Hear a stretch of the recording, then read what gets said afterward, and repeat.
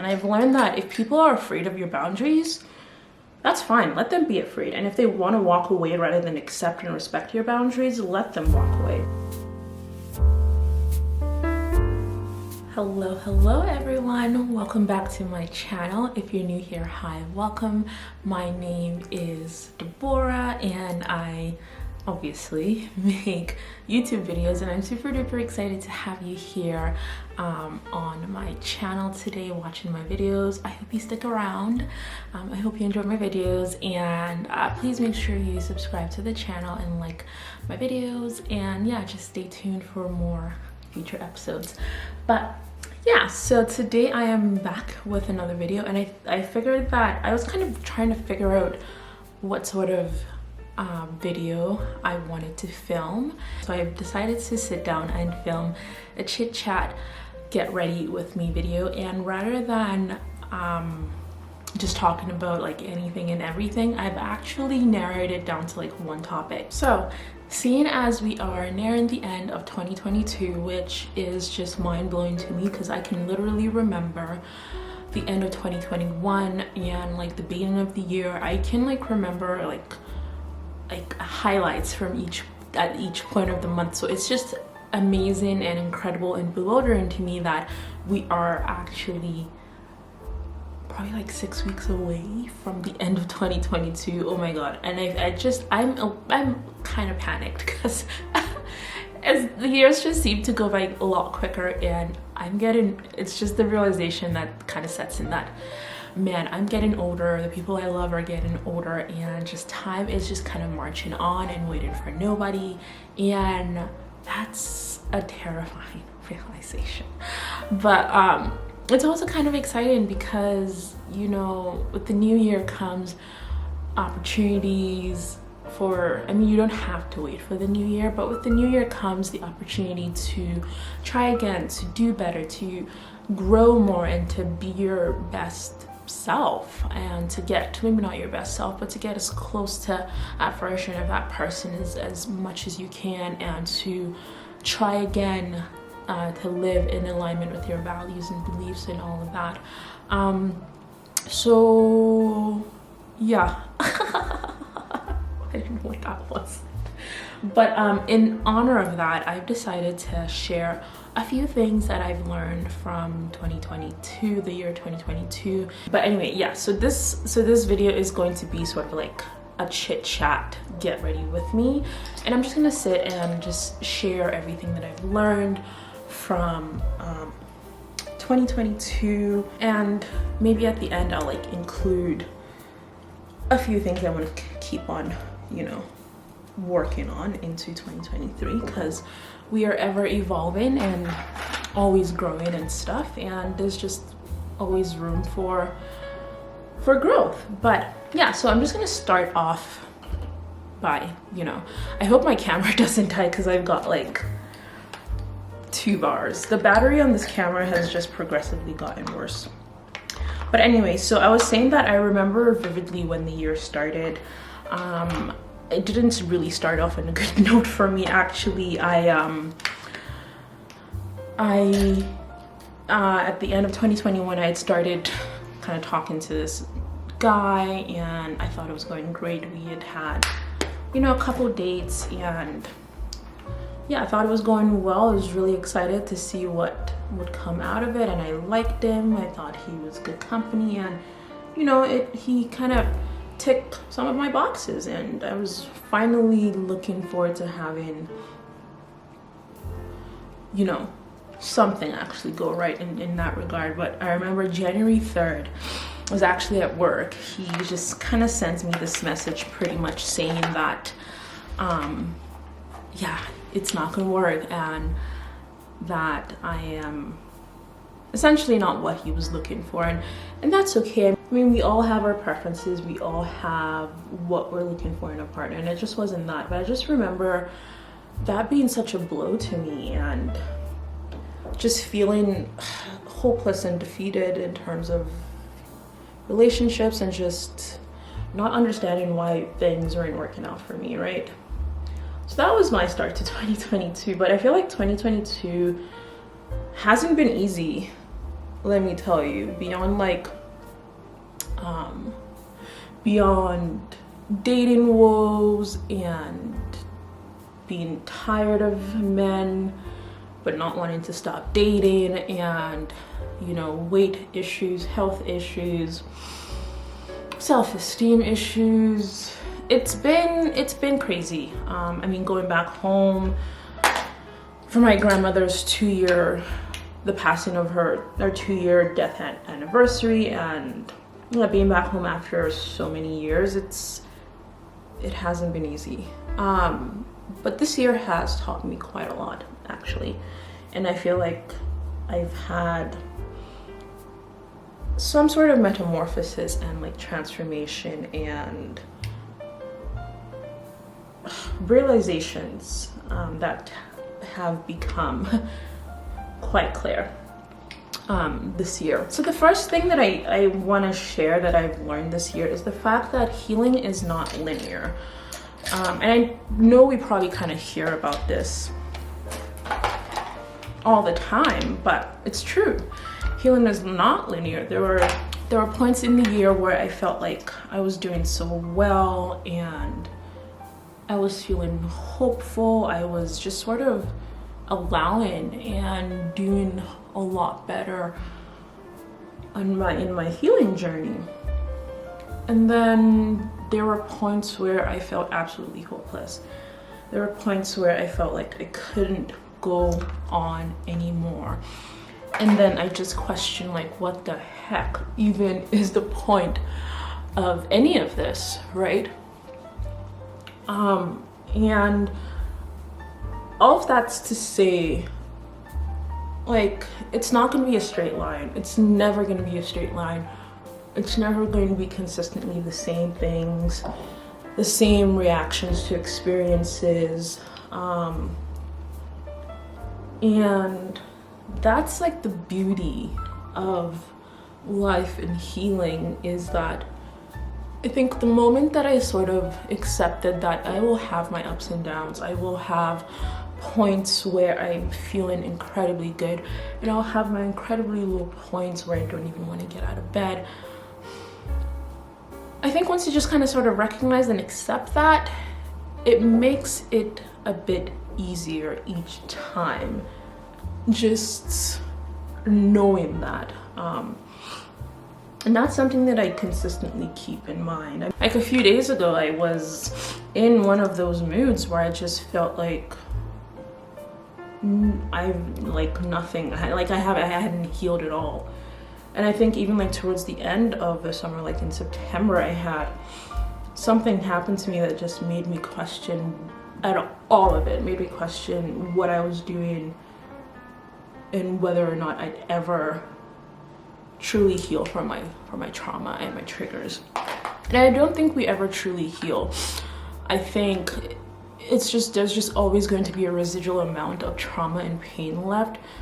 But the difference is that we will get to a point where the triggers our reactions to the triggers are a lot better, and not as extreme and debilitating as they used to be. And that's what I'm working on. I don't think I'll ever, why is my nose all runny all of a sudden? I don't think I'll ever completely get rid of my traumas. They're unfortunately a part of my reality and, you know, who I am. They don't define me, but they are a part of my story. So yeah, that's like one lesson. And the second thing that I've learned is in terms of boundaries, especially when it comes to dating. And I've learned that if people are afraid of your boundaries, that's fine. Let them be afraid. And if they want to walk away rather than accept and respect your boundaries, let them walk away. Boundaries are something that I'm really still learning and trying to figure out. But one boundary that I for sure have taken more seriously this year is in terms of dating and not having people in my space, or people that I'm just getting to know in my space or in their space too early on. Like, I want to be comfortable.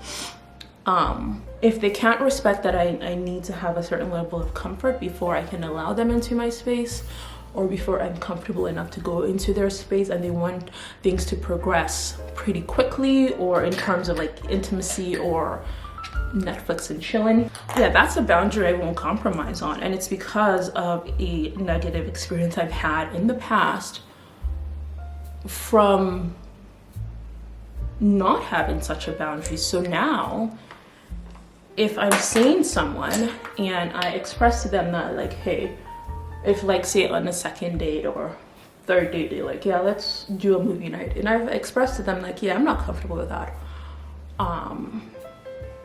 I think I'd still just like to get to know you in a public setting, and they're not okay with that, I let them walk away. I've actually had this happen. A guy I went on a couple of dates with on the summer, by the third date, he was already trying to invite himself over to my place. And I'm like, yeah, no, man, that's not gonna work. I'm not comfortable with this. I've been burned in the past when it comes to this. So if you can't accept that we do something in public, well, then that's not gonna work. And he didn't like that. And I think I understood where he was coming from, because he knew what he wanted. He wanted a relationship, and he didn't really want to waste any time just kind of get into figuring out if we were like physically or intimately compatible. And I understand that. I guess that was a boundary for him that he wasn't willing to compromise on. But yeah, at that point, for me, it was more important that my boundaries be respected, and he couldn't respect it, and so it didn't lead anywhere, and it was perfectly okay to let him walk away. So that's just like one example. I think boundaries are certainly something that I'm still figuring out. I'm trying to understand where my boundaries at, because I think when it comes to dating, I can be sort of a people pleaser, and I can allow for more than I need to. So I'm just trying to still learn. So that's like one of the things I want to continue learning into the new year, is figuring out exactly what my boundaries are. Not just dating, but in like you know, even other relationships, work, friendships, etc. And not just recognizing them, because I think the difficult part is being able to express them, because you're afraid that, you know, someone's gonna take it the wrong way, or they'll think you're being rude or dismissive or whatever. But it's okay to express your needs, and for you to want people to be able to respect those needs. But yeah, so that's number 2. Number 3 sort of relates to the last thing I just said about boundaries, and it's the fact that it's okay to be selfish. And again, I don't think I'm like in general a people pleaser. I feel like sometimes, like when it comes, for the most part, I am able to clearly express what I am willing to do and not do, and I can be inflexible sometimes. But when it comes to like the people I love and care about, and again, when it comes to dating, I think that I'm sometimes what's the word, afraid of being selfish, because I want to cater to the needs of these people, the people that matter to me. But again, tying it back into the whole boundary thing, I've learned this year that it's okay to put me first. And I think in so many different instances, I've done exactly that. I've put me first. I said no to, you know, parents asking for things, siblings asking for things, friends asking for things, and I've just been kind of selfish. Like, if this is not something I feel like I can give, emotionally, physically, time-wise, whatever, I'm just gonna say, yeah, as much as I'd love to, I just can't do that right now. And again, this is a muscle that I'm really learning to flex now, because again, as someone that wants people to feel accepted, for her to feel accepted in the same vein, it's so easy for me to sometimes put my needs aside just to make other people feel accommodated. But I'm learning that it's absolutely okay to just be selfish, you know? And that's something I definitely want to continue to take into 2023. And again, it goes hand in hand with that boundary thing and being able to express my needs. So yeah, it's definitely another one that I'm really working on, but I've definitely leaned more into this year and learned that it's fine. If someone can't understand the reason why you're being selfish, as long as it's like reasonable, then that's okay. They don't need to. So another lesson that I think I learned this year is that I'm not gonna change myself. I'm not gonna change who I am to fit into someone else's ideal or someone else's box. And I had this realization, you know, early this year, after that guy I was kind of seeing texted me on January 3rd saying, listing all the things I wasn't and that he wanted, you know? And it made me realize that I used to, in the past, try to be someone I wasn't just so that I could be accepted. There was a podcast episode I did talking about being an introvert and how in the past I have tried to not be an introvert, tried to be more social and outgoing, and just coming up to a wall because that's inherently not me. That's not my temperament.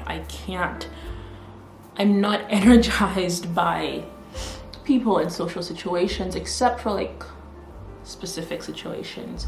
But for the most part, parties and people, they expend my energy and I need to recuperate at the end of all of that.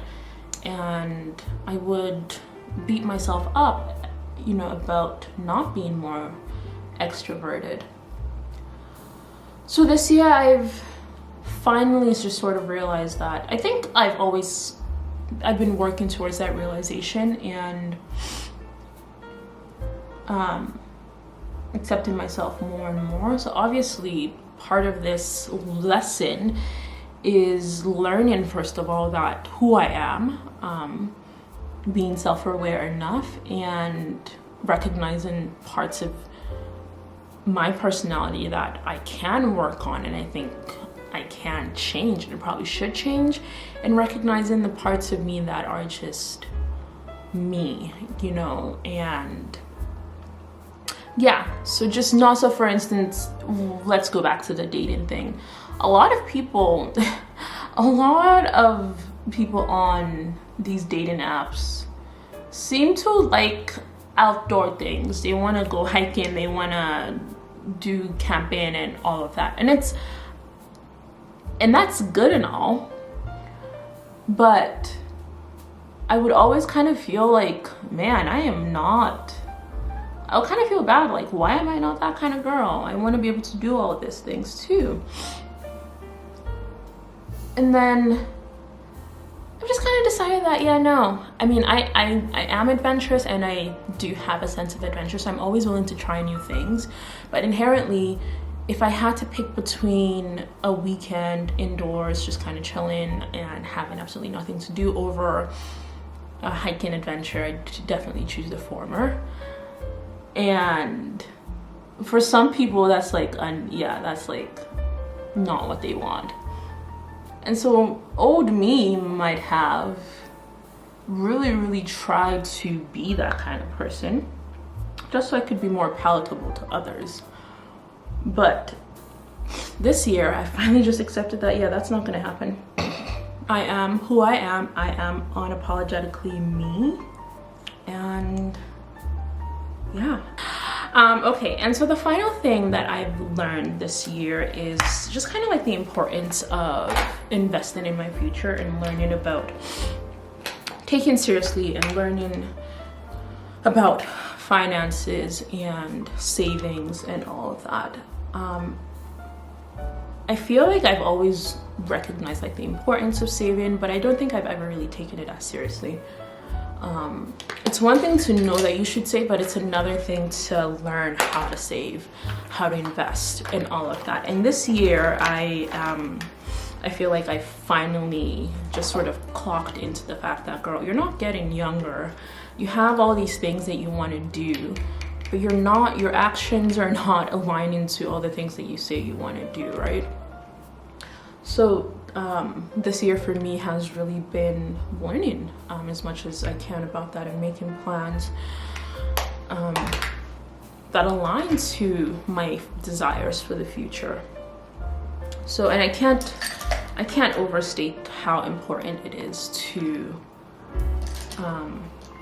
learn about how to invest in yourself and start investing in your future, because time is your biggest ally and your biggest enemy. You know, when you're young, it's best to start now, because especially if you're investing, your money can like compound, right? And grow, and you let time do the work for you. So yeah, that's one of the biggest things. Another big lesson from 2022. So yeah, those are my biggest lessons and takeaway from 2022. 2022 was a wild, crazy year for me, and I feel like I did a lot of growing this year, but I'm not done. I'm looking forward to 2023 and everything that it's going to bring. It wasn't smooth sailing, and I don't expect 2023 to be smooth sailing either, because like I said, there's always ups and downs, and I feel like that's what makes life kind of worth living. And yeah, I hope you've enjoyed watching. Share in the comment section below any learnings that you've taken away from 2022. I'd love to read about them. But that's everything I have to share today. Thank you so much for staying tuned, and I will see you next time in another video. My battery is dying, so I just filmed this video in like the nick of time. Thank y'all so much, and I'll talk to you later. Bye.